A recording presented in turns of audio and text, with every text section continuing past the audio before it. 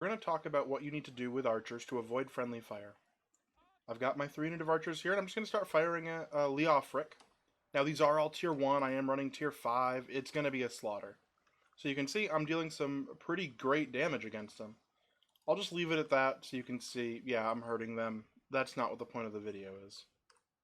So I'm going to wait for them to get into melee, and I'm going to shoot at them, and you'll see where I'm doing friendly fire. Now, as an infantry player, you may have experienced this before, but as an archer player, you might not realize how painful this is to your team.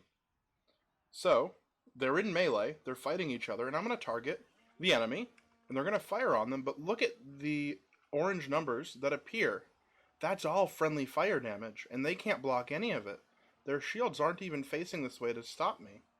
And I am just slaughtering both sides of this engagement. That's bad. You don't want to do that. Now there are ways to engage with your archers to avoid that kind of friendly fire. I'll just use Rapid Advance to get around the side here.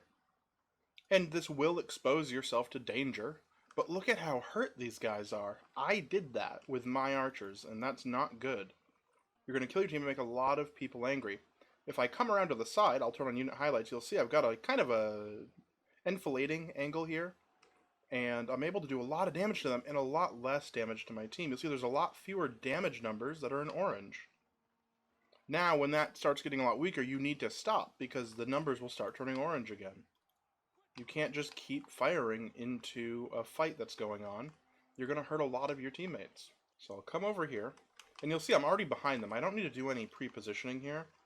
I'll just fire at them, and you can compare how many orange numbers come up versus how many blue. There's a lot less orange, and I'm only hurting them a little bit. Now that the enemy is dead, if I keep firing, you'll see a ton more orange start showing up.